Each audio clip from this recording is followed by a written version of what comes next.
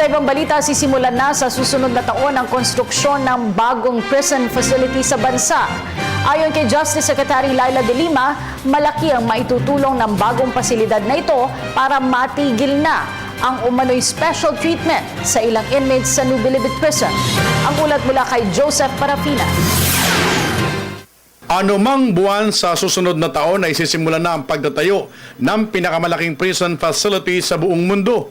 Ito ang tinura ni DOJ Secretary Laila De Lima matapos ang pulong sa mga negosyanteng makakatuwang ng pamahalaan sa paggawa ng malaking pasilidad na ito kung saan ililipat ang mga bilanggo mula sa New Bilibid Prison. Ipinakita na rin ang posibleng maging hitsura nito pag natapos ang pasilidad na itatayo sa bayan ng General Tinio, Nueva Ecija. Dahil dito ang usapin ng VIP sa loob ng mga bilangguan, mawawala na. This is the first PPP for prison and this is the first state-of-the-art modern prison facility in the country. Kaya excited kami po dito na hindi lang dahil magiging state-of-the-art facility siya, hindi yung overall impact nito in terms of yung rehabilitation ng inmates. Mawala na yung mga ills. Gagawin ng 3 taon ang nasabing pasilidad na kung sa'y pangangalagaan ng may 20 taon ng private company na mananalo dito bago i-turn over ang pangangalaga sa pamahalaan. Masusunod ang plano ng Bureau of Corrections sa seguridad, samantalang bibigyan ng tsansa ang private contractor na gagawa nito na i-redesign kung papasa naman sa plano ng pamahalaan.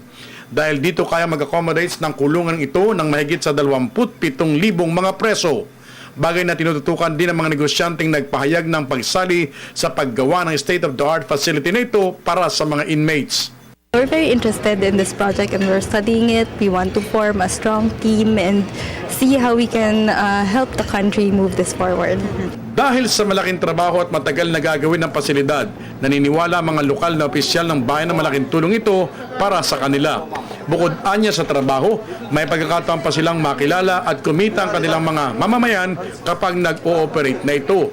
Hindi naman sila nangangamba sa usapin ng seguridad dahil bukod sa sinigurong ligtas ito, may malapit din anyang kampo dito ang militar at yan ay sa Fort Magsaysay. Siyempre, lahat ng research namin, lahat ng lipatan ng ganyang mga modernong kulungan kakaroon ng ng activity o ekonomiya. Para sa Telebisyon ng Bayan, Joseph Parafina.